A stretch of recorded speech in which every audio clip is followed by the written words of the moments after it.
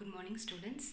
Today I am going to do a recap on the chapter chemical bonding, and then we are going to deal with the last part of the chapter, that is hybridization. Let's move to the recap of the chapter. Yes children, we are going to look into the definition of a chemical bond. What is the definition of a chemical bond? It is a force of attraction that holds the atoms or that binds atoms or ions in a molecule. Okay.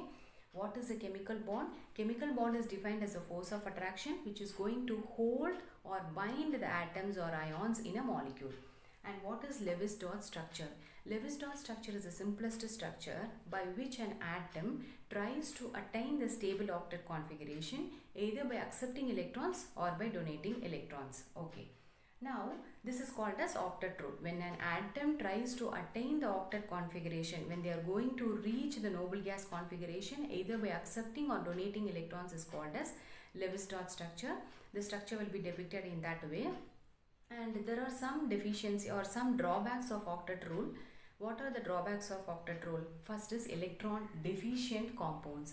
What are electron deficient compounds? Example, BeF2, BF2, aluminium chloride, BH3, BeCl2, lithium chloride. In these example, there is no exact octet. There is no 8 electronic configuration, but electronic configuration is less than 8. That is why they are designated as electron deficient compounds. Now moving to the second drawback, it is called as expanded or super octet. So example for this is PCl5, SF6, then IF7. Okay. See, in phosphorus pentachloride, sulfur hexafluoride and iodine heptafluoride, in these three examples the octet is not equal to 8. The configuration is not equal to 8, but it is more than 8. In case of phosphorus it becomes 10, in case of sulfur it is 12, and in case of iodine it becomes 14. So this is the drawbacks of octet configuration or octet rule. Now moving to the types of bond, we have ionic bond and covalent bond. What is the definition of ionic bond?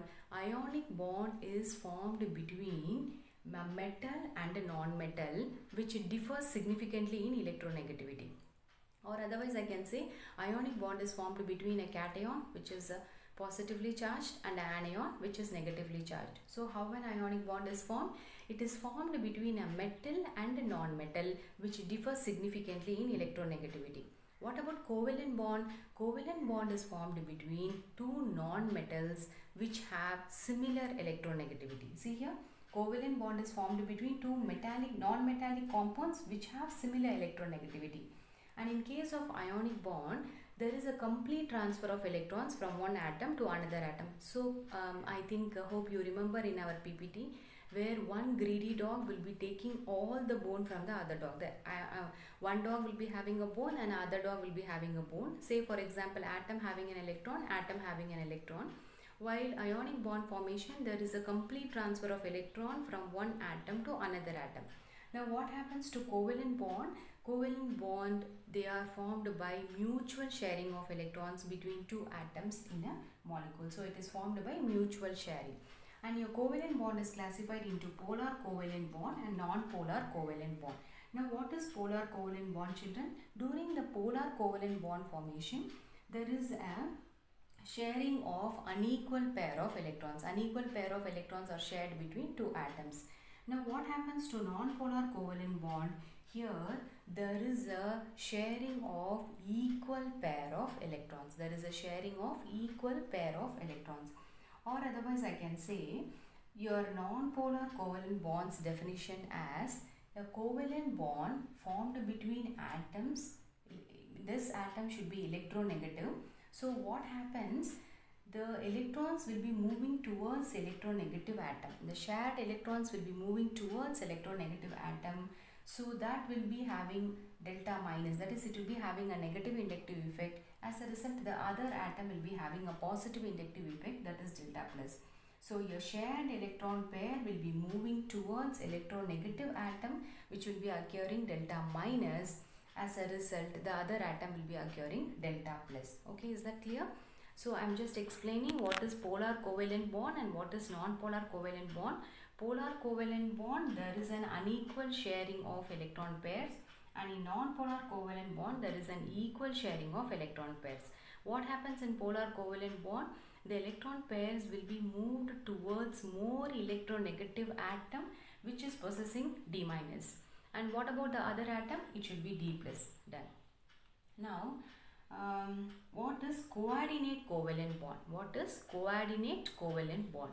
See children, in coordinate covalent bond formation, the shared electron pairs will be supplied by one of the atom. As a result, bond is formed. I have explained this coordinate covalent bond as very generous fellow.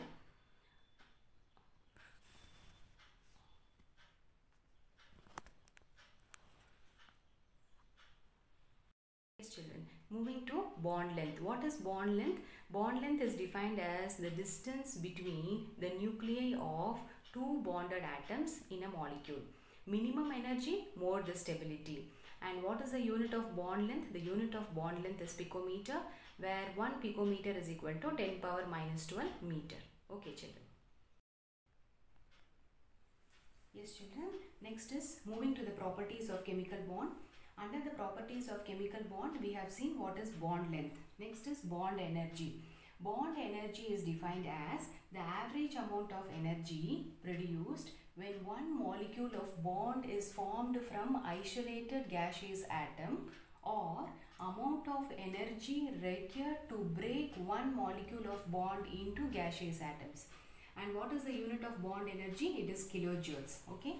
So amount of energy which is produced when a bond is formed from isolated gaseous atom, or amount of energy required to break a molecule of bond into its gaseous atom. So this is your bond energy. Next definition is covalent radius, which is all coming under the properties of chemical bond. What is covalent radius? Covalent radius is defined as half the distance between the nuclei of two covalently bonded diatomic element. Okay, this is covalent radius. And what is van der Waals radius? Van der Waals radius is defined as the distance between the nuclei of two bonded atoms which are located adjacent to each other. See children, the difference between covalent radii and van der Waals radii is, your covalent radii is half the distance between two covalently bonded diatomic molecule, and your van der Waals radius is distance between the two bonded atoms which are located adjacent to each other. And you know, your van der Waals radius will be indicating the overall size of an atom, that is size of an atom including its nuclei and the valence shell of electrons. Next, what is bond angle? Bond angle is defined as the equilibrium distance between the nuclei of two bonded atoms in a molecule. Clear? Then we saw what is orbital overlap theory. What is orbital overlap theory? I have two atoms which are bonded. Each atom will be having an orbital. When atoms overlap, then the orbitals also overlap. When the atomic orbitals overlap, I will be getting molecular orbitals. So what is orbital overlap theory? The two atoms orbital overlap each other. As a result, we will be getting atomic orbitals and molecular orbitals. We have seen few examples. That is, I have told you what happens to s orbital and what happens to s orbital.